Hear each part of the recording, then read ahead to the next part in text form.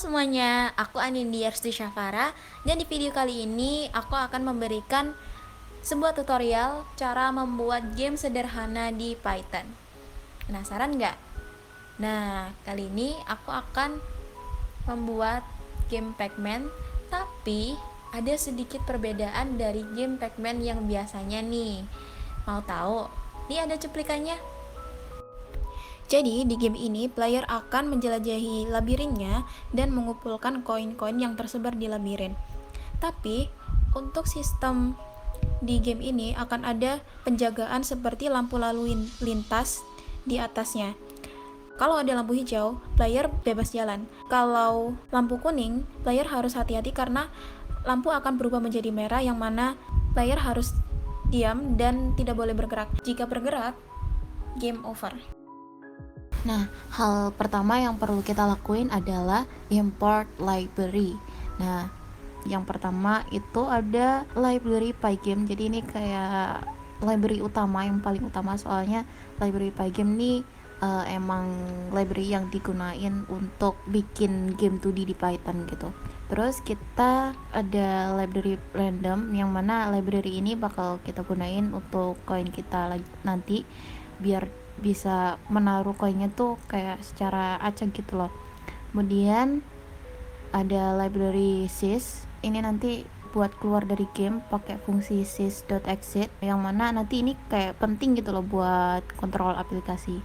Terus ada library time, yang mana buat kontrol delay atau timing. Nah, kemudian kita akan melakukan inisialisasi library Pygame dengan fungsi pygame.init. Nah, kemudian kita akan deklarasi ukuran dari tile ya, yang kita pakai ukuran 40. Tilenya tuh yang mana sih? Nah, tilenya itu yang ini, yang per ukuran dari ukuran Pac-Man-nya ini.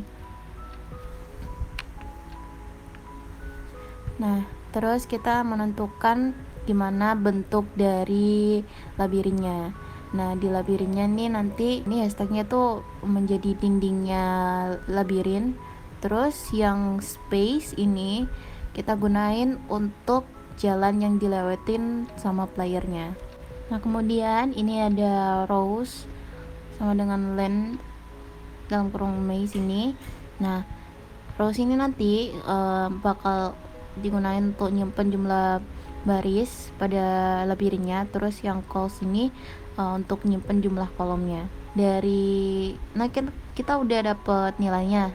Nah, kita dengan hitung panjang dari list maze-nya dan elemen pertama dari list tersebut. Ada variabel width dan height yang kita gunakan untuk menentukan ukuran layar game. Jadi kayak width itu kayak jumlah kolom dikali ukuran tile, dan untuk height-nya itu jumlah baris dikali ukuran tile. Terus ditambah 40 pixel ekstra untuk area tambahan, misalnya nanti untuk status lampunya nanti.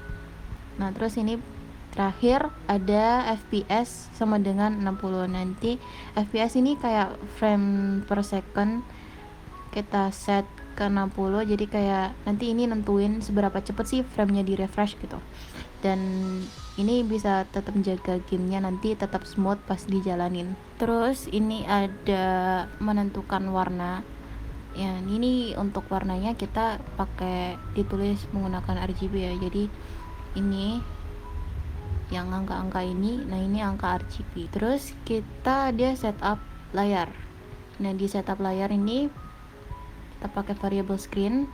Nah, kita pakai fungsi pygame display set underscore mode. Tadi kan width-nya itu buat ukuran Windows-nya ya, sama height-nya tadi. Nah, untuk pygame.display.set caption, nah ini itu untuk judul atau nama gamenya di pojok kiri atas. Nah, kayak ini kita nentuin font. Nah, fontnya nanti itu yang muncul di ini waktu kita udah, nah ini fontnya ini, tapi kita pakai default aja, jadi kita nulis no one, terus pakai ukuran 36. Setelah itu kita akan melakukan upload gambar. Nah, sebelumnya kita harus bikin folder dulu terserah kalian mau namain foldernya apa, yang penting nanti di folder itu notebook ini itu satu folder sama gambar yang bakal dipakai di gamenya ini nanti. Nah kita pakai fungsi pygame.image.load. Nah ini buat nentuin ukurannya ya, ukurannya sesuai sama ukuran yang udah kita deklarasiin di awal tadi, yaitu 40. Selanjutnya kita ke bagian class definition. Nah ini kita membuat kelas baru, yaitu kelas game object. Nah yang di sini tuh ada dev init. Nah dev init ini disebut konstruktor ya, yang gunanya tuh manggil otomatis saat objek dibuat. Nah terus ini ada self.x sama dengan x, self.y sama dengan y. Nah ini di dalam konstruktor ini kita bakal nyimpan posisi x dan y ini ke dalam objek lewat self ini tadi. Kemudian ada print game object has initialize untuk nunjukin kalau objek itu berhasil dibuat. Tadi kan ada dev init, sekarang ada dev del. Nah ini disebut dengan destructor, panggil otomatis saat objek dihancurkan atau udah nggak dipakai lagi. Nah selanjutnya ada class player dalam kurung game object. Nah ini class playernya ini ngewarisin dari game object, sama kayak di game object. Di class player juga ada dev init, yaitu konstruktor sama destruktornya, tapi di class player punya konstruktor tersendiri. Dia manggil konstruktor dari kelas induknya pakai ini, super init xy. Jadi posisi xy akan tetap diatur oleh game object. Kemudian terdapat fungsi move, dev move ini. Nah ini fungsi utama si player buat gerak. Dia nerima arah gerak dx dan dy, lalu hitung posisi baru nx dan ny. Nanti dicek apakah posisi barunya masih di dalam labirin dan bukan tembok. Kalau aman berarti dia update posisi. Terdapat kelas coin yang juga merupakan turunan dari game object seperti kelas player tadi. Untuk objek koinnya akan muncul secara acak di labirin dan bisa dikumpulkan oleh player. Sama seperti player, kelas coin juga memiliki konstruktor dan destruktor, yang mana juga memiliki super init yang digunakan untuk memanggil konstruktor dari game object agar koin bisa memiliki posisi. Kemudian kita ada kelas game, sama seperti sebelumnya kita akan menambahkan konstruktor. Kemudian kita akan menginisialisasi player coin dengan generate coin, set lampu lalu lintas, status game, dan cooldown gerakan. Nah setelah itu sama seperti yang sebelumnya menambahkan destructor. Nah kemudian ada fungsi generate coins, yang mana di fungsi ini untuk membuat koin di posisi random di labirin selama itu bukan di dinding. For y in range rows, for x in range calls, ini artinya akan ada dua loop bersarang untuk baris dan kolom. Jadi kalau kondisi labirinnya di posisi itu kosong dan randomnya kurang dari 0,2, kita harus menambahkan koin. Kemudian ada fungsi draw maze. Nah ini fungsi ini itu buat gambar labirin ke layar. Jadi kalau tile hashtag ini berarti dinding pakai warna hitam, jika yang lain sisanya itu putih. Kemudian kita pakai pygame drawre untuk gambar kotaknya. Kemudian kita ada fungsi draw object, yang mana di sini kita gambar semua objek, yaitu koin, player, dan lampu lalu lintasnya. Kemudian warna lampu lalu lintasnya itu tergantung oleh statusnya, yaitu hijau, kuning, atau merah. Lampu juga akan ganti status setelah counternya mencapai batas durasi. Nah ini dari green ke yellow, kemudian ke red, kemudian ke green lagi.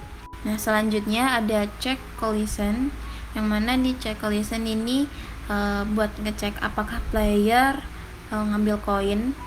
Jadi caranya itu kayak hapus koin yang posisinya sama dengan player. Dan check win ini fungsinya untuk mengecek kalau semua koin udah diambil, berarti gamenya dimenangkan.